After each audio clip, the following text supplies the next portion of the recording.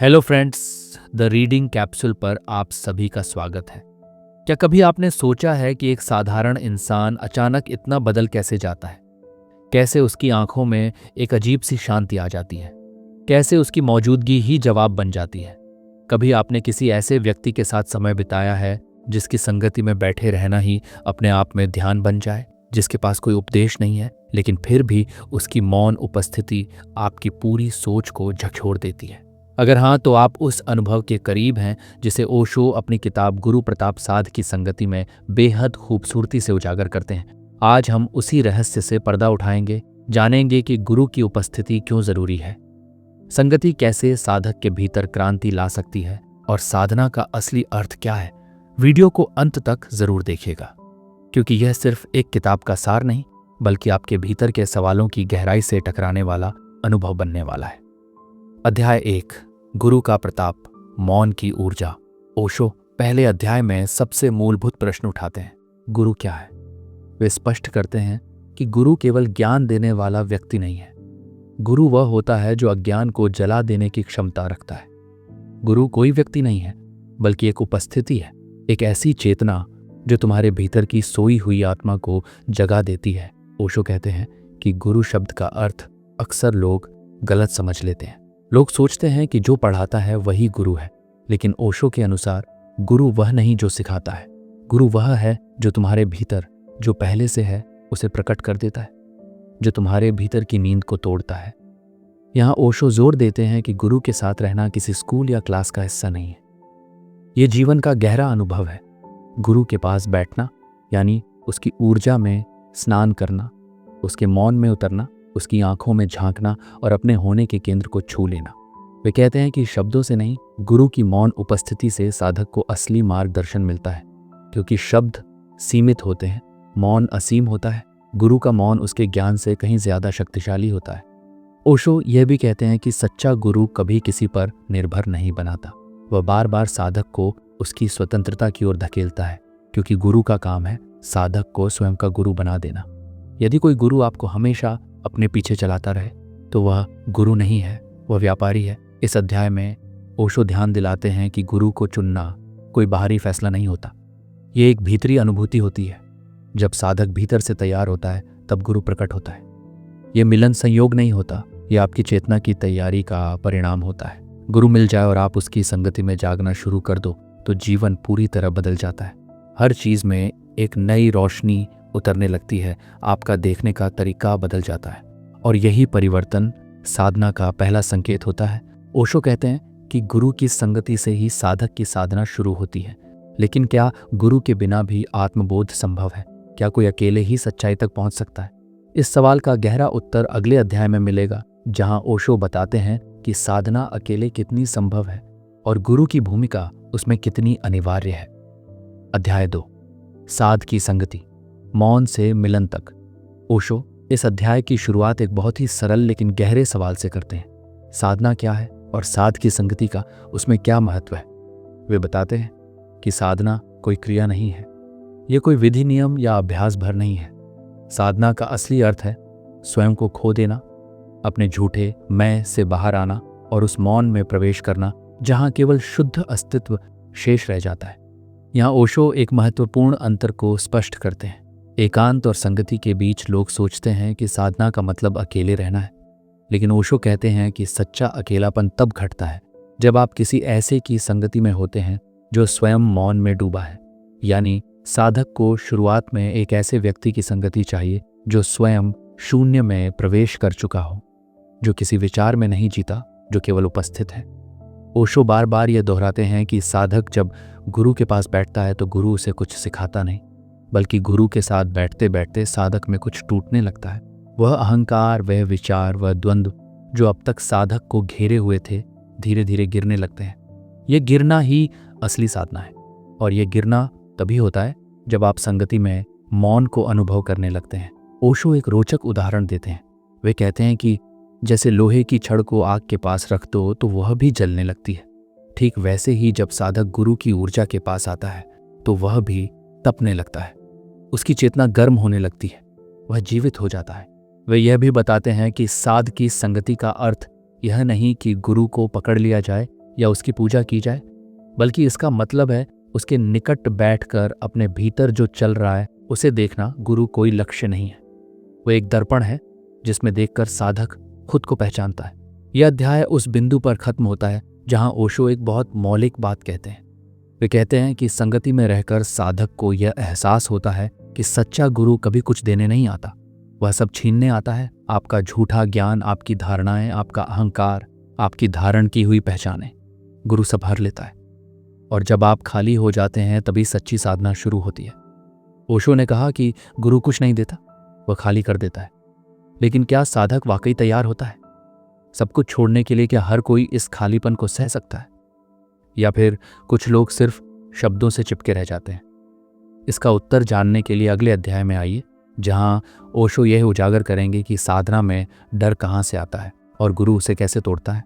अध्याय 3, डर और साधना, भीतर के अंधेरे से आंख मिलाना।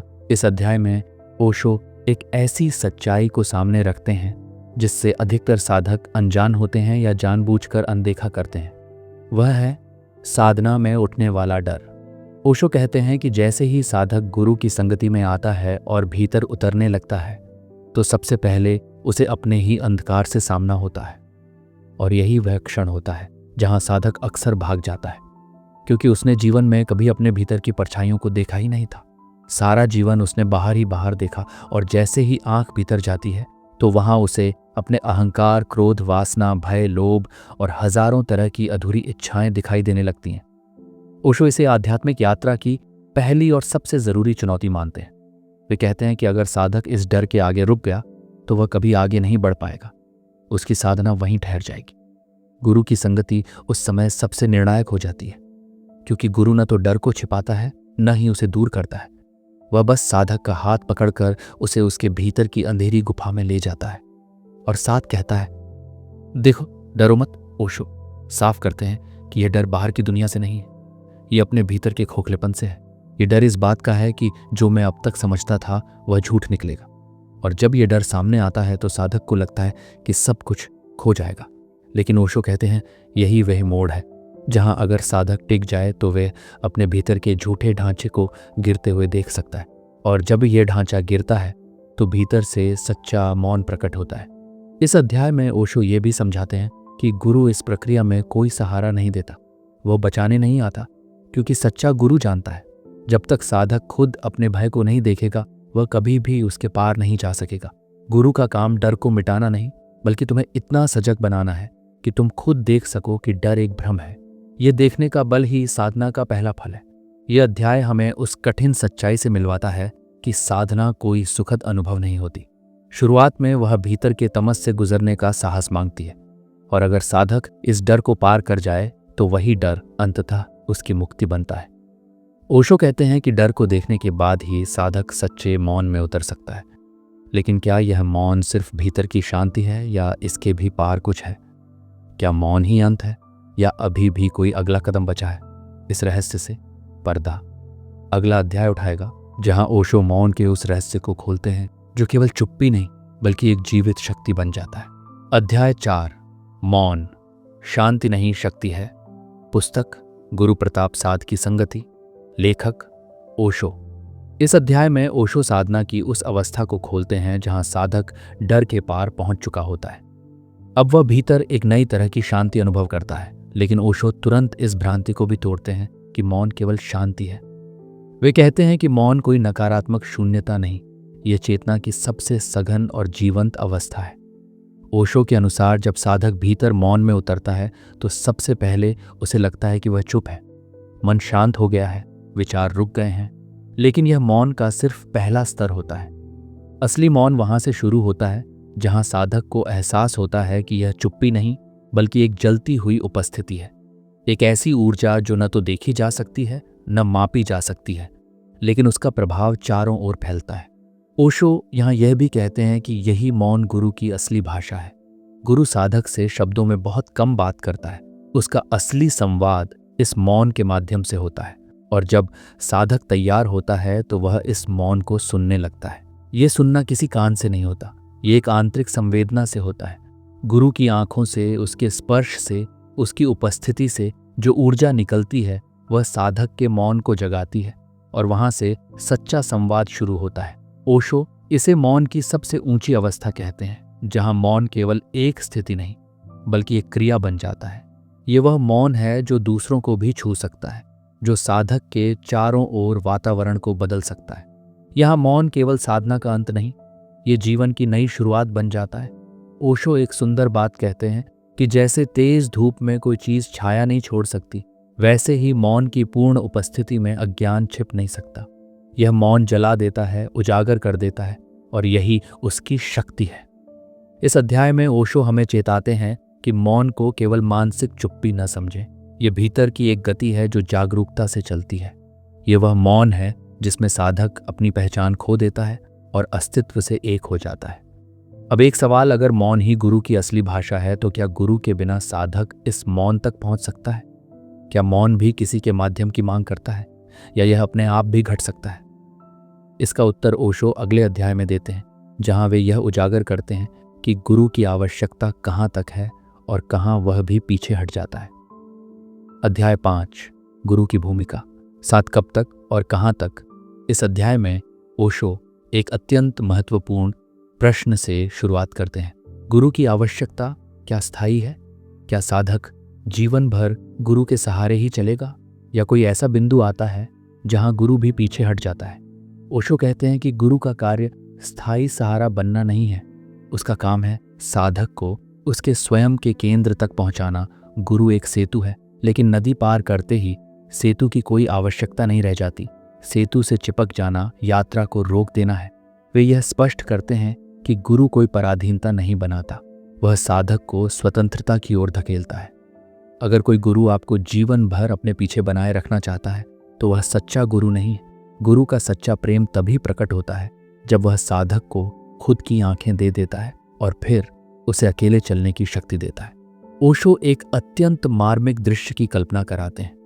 वो कहते हैं कि जब शिष्य सचमुच तैयार हो जाता है तो गुरु उसके सामने मौन हो जाता है, वह पीछे हटने लगता है, क्योंकि अब शिष्य में वह प्रकाश जग चुका है जो कभी केवल गुरु में था। अब गुरु की भूमिका एक बाहरी दीपक से आंतरिक दीपक की ओर खिसक जाती है।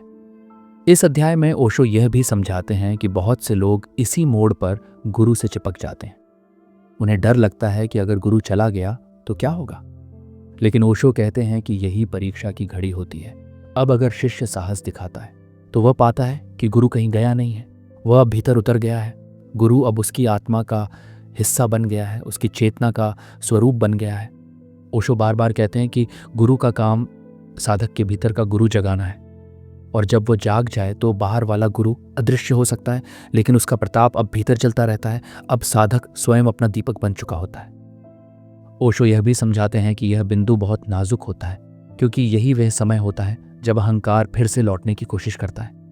अब साधक को लगता है कि वह स्वयं पहुंच गया है, लेकिन अगर वह सजग न रहे तो यह स्वतंत्रता उसे फिर से बंधन में डाल सकती है। इसलिए गुरु अंतिम क्षण तक यह देखता है कि साधक की स्वतंत्रता अहंकार नहीं बन रही, और जब उसे यकीन हो जाता है कि साधक भीतर से स्थिर हो चुका है, तभी वह पूरी तरह मौन हो जाता है, और वहीं से साधक का असली जीवन शुरू होता है। अगर एक दिन गुरु भी पीछे हट जाता है तो फिर गुरु भक्ति का क्या स्थान है? क्या गुरु के प्रति प्रेम और समर्पण केवल शुरुआत तक है, या वह जीवन भर किसी और रूप में बना रहता है? इसका उत्तर मिलेगा अगले अध्याय में, जहां ओशो बताने वाले हैं कि गुरु भक्ति क्या है और भक्ति को अंधविश्वास से कैसे अलग किया जाए।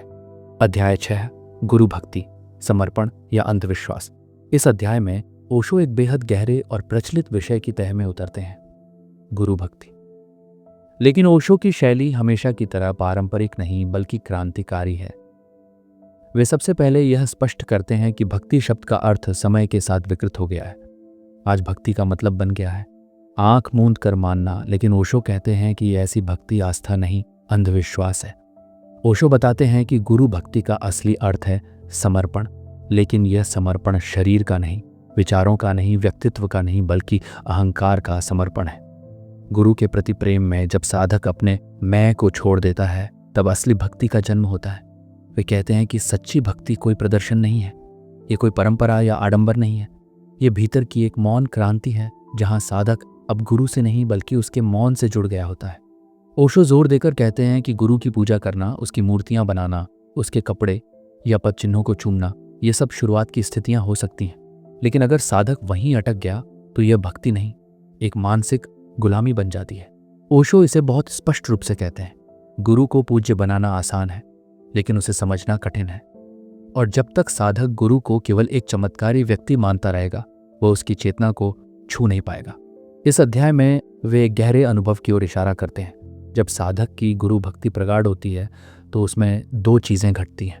पहली, वह गुरु को बाहर नहीं भीतर अनुभव करने लगता है। दूसरी, वह यह समझ जाता है कि गुरु उसे अपने जैसा बनाना चाहता है, न कि जीवन भर उसका अनुयायी। ओशो यह भी कहते हैं कि जहाँ सच्ची भक्ति होती है वहाँ स्वतंत्रता भी होती है। अगर भक्ति तुम्हें गुलाम बना रही है तो वह भक्ति नहीं है। अगर गुरु तुम्हें सोचने से मना करता है तो वह गुरु नहीं है। सच्चा गुरु भक्ति की ऊंचाई पर साधक को मुक्त करता है और कहता है, अब तू खुद ही प्रकाश बन जा। ऐसी भक्ति में न तो डर होता है न दबाव, सिर्फ प्रेम होता है। वह प्रेम जो गुरु से शुरू होकर अस्तित्व तक फैल जाता है।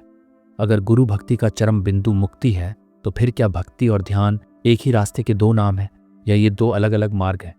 क्या एक साधक दोनों को एक साथ जी सकता है? इसका उत्तर मिलेगा अगले अध्याय में, जहां ओशो समझाते हैं कि भक्ति और ध्यान कैसे मिलकर साधक को पूर्णता की ओर ले जाते हैं। अध्याय 7, भक्ति और ध्यान, 2 ध्रुव, 1 राह। इस अध्याय में ओशो एक अत्यंत मौलिक और गहरे विषय को स्पष्ट करते हैं, भक्ति और ध्यान का संबंध। आमतौर पर लोग इन दोनों को अलग अलग राहें मानते हैं, भक्ति को प्रेम की दिशा और ध्यान को बुद्धि की दिशा। लेकिन ओशो कहते हैं यह भ्रांति है। ओशो के अनुसार ध्यान और भक्ति कोई विरोधी शक्तियां नहीं हैं, वे एक ही प्रक्रिया के दो ध्रुव हैं। भक्ति वह आग है जो साधक को गुरु की ओर खींचती है, और ध्यान वह शीतलता है जो साधक को स्वयं की गहराई में ले जाती है। वे कहते हैं जहां भक्ति है वहां ध्यान की संभावना खिलती है, और जहां ध्यान है वहां भक्ति का फूल झरता है। ओशो बताते हैं कि अगर भक्ति के साथ ध्यान न हो तो भक्ति अंधी हो जाती है, और अगर ध्यान के साथ भक्ति न हो तो ध्यान रूखा हो जाता है, भाव शून्य, सूखा, निर्जीव। इसलिए ओशो एक ऐसे साधक की तस्वीर खींचते हैं जो भीतर से प्रेम में बह रहा है, लेकिन उतना ही सजग है, जागृत है। प्रेम की भावना उसे बहा नहीं रही, बल्कि सजगता उसे स्थिर बनाए हुए है। इस अध्याय में ओशो एक सुंदर दृष्टांत देते हैं। वो कहते हैं कि भक्ति अग्नि है, ध्यान आकाश है। अगर तुम सिर्फ अग्नि में रहो तो जल जाओगे, अगर सिर्फ आकाश में रहो तो बिखर जाओगे। लेकिन जब अग्नि और आकाश मिलते हैं तब एक ऐसी ऊर्जा उत्पन्न होती है जो तुम्हें भीतर से रूपांतरित कर सकती है। ओशो बताते हैं कि यही कारण है कि गुरु की संगति में दोनों घटते हैं। गुरु प्रेम पैदा करता है, ये भक्ति है। गुरु मौन पैदा करता है, ये ध्यान है। और जब साधक दोनों को संतुलित करता है तो वही उसके भीतर संतत्व की शुरुआत बनती है। यह अध्याय बहुत सूक्ष्म रूप से यह भी दर्शाता है कि भक्ति तुम्हें गुरु के प्रति खोलती है, और ध्यान तुम्हें खुद के प्रति, भक्ति तुम्हें समर्पण सिखाती है, और ध्यान तुम्हें साक्षी बनाता है। जब समर्पण और साक्षी साथ साथ चले तो साधना संपूर्ण हो जाती है। अगर भक्ति और ध्यान एक साथ जरूरी हैं तो फिर सवाल उठता है, क्या हर साधक के भीतर यह संतुलन सहज रूप से होता है, या इसे जानबूझकर साधना पड़ता है? और अगर कोई एक में अधिक डूब जाए तो क्या उसका मार्ग अधूरा रह जाएगा? इसका उत्तर मिलेगा अगले अध्याय में, जहां ओशो यह उद्घाटित करेंगे कि साधना का संतुलन क्या है और कैसे साधक अपने मार्ग को पूर्णता की ओर ले जा सकता है। अध्याय 8, साधना का संतुलन, बीच की रेखा पर चलना। इस अध्याय में ओशो उस सूक्ष्म बिंदु को छूते हैं जिसे बहुत कम साधक समझ पाते हैं। संतुलन, वे कहते हैं कि साधना कोई एक दिशा में भागना नहीं है। यह न तो केवल भक्ति है, न केवल ध्यान, न केवल मौन है, न केवल क्रिया।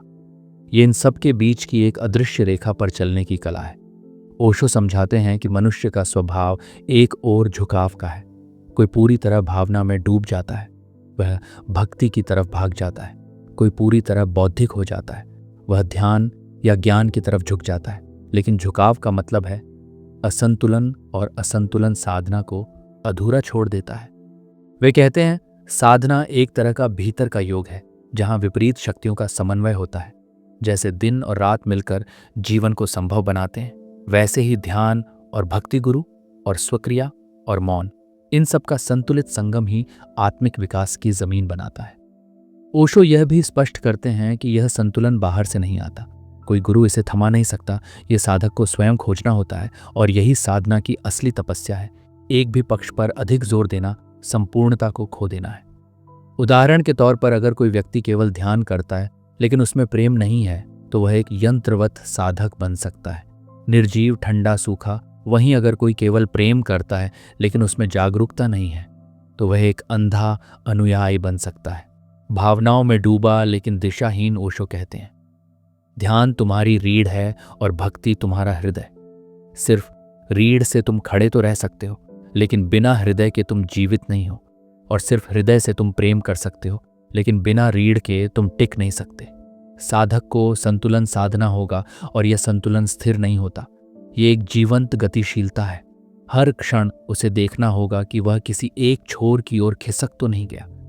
यह जागरूकता ही धीरे धीरे उसे उस बिंदु तक ले जाती है जहां भीतर सब कुछ एक रस हो जाता है।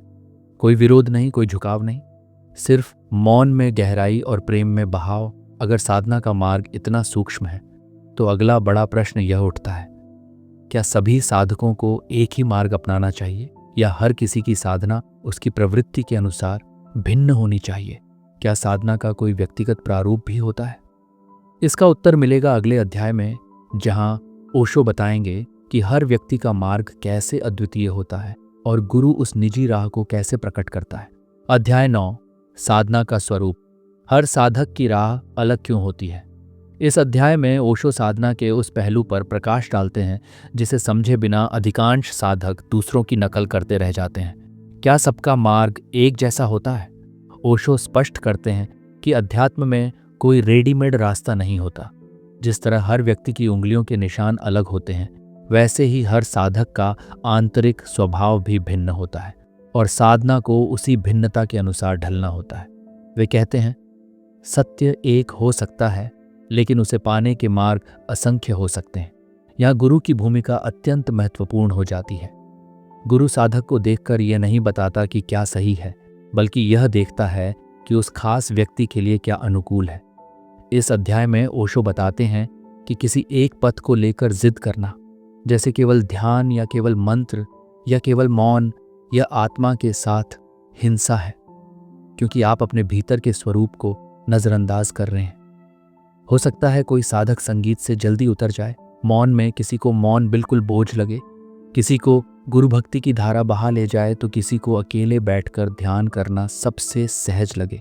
ओशो कहते हैं, गुरु कोई तरीका नहीं देता, वह तुम्हारे भीतर के सत्य को खोलने की कुंजी देता है। उसकी दृष्टि बाहर से देखने वाली नहीं होती, वह साधक के भीतर की मौन लय को पहचानता है और उसी के अनुसार उसे दिशा देता है। इस अध्याय में ओशो एक जरूरी चेतावनी भी देते हैं। जब लोग दूसरों की साधना देखकर उसे अपनाने लगते हैं तो वे भीतर से खोखले रह जाते हैं। बाहर से सब कुछ दिखता है, पूजा, नियम, ध्यान, चुप्पी, लेकिन भीतर कोई ऊर्जा नहीं जगती, क्योंकि वह तरीका उस आत्मा के स्वभाव से मेल नहीं खा रहा। गुरु इसलिए जरूरी है क्योंकि वह साधक को उसकी अद्वितीयता के साथ साधना में ले जाता है। वह कोई लकीर का फकीर नहीं बनाता, बल्कि उसे यह सिखाता है कि साधना कोई नियम नहीं, तुम्हारी आत्मा की गति है और वह गति तुम्हारे जैसी ही होगी। ओशो इसे जीवंत साधना कहते हैं, यानी ऐसी साधना जो तुम्हारे जीवन से निकली हो, जिसमें न कोई दिखावा हो, न कोई मजबूरी, सिर्फ तुम्हारे स्वभाव की सहज लहर हो। अब तक आपने गुरु प्रताप साध की संगति के पहले 10 अध्यायों में ओशो की गहरी अंतर्दृष्टियों को सुना। हर अध्याय हमें एक कदम और भीतर की ओर ले जाता है। ओशो बार बार यही कहते हैं, गुरु कोई बाहर का व्यक्ति नहीं, वह तुम्हारे भीतर सोई चेतना को जगाने वाला स्पंदन है। साधना कोई विधि नहीं, तुम्हारे स्वभाव से जुड़ी एक जीवंत प्रक्रिया है। और जब भक्ति, ध्यान और समझ संतुलन में आ जाते हैं, तब साधक के जीवन में एक मौन क्रांति घटती है। अगर इन विचारों ने आपके भीतर कुछ भी हलचल पैदा की है, कोई मौन सा सवाल उठा है या कहीं से एक नई समझ की रोशनी फूटी है, तो समझिए यही साधना की शुरुआत है। अगर यह वीडियो आपके लिए उपयोगी रहा हो तो इसे लाइक ज़रूर करें, कमेंट करके बताएं कौन सा विचार आपके भीतर सबसे गहराई तक गया।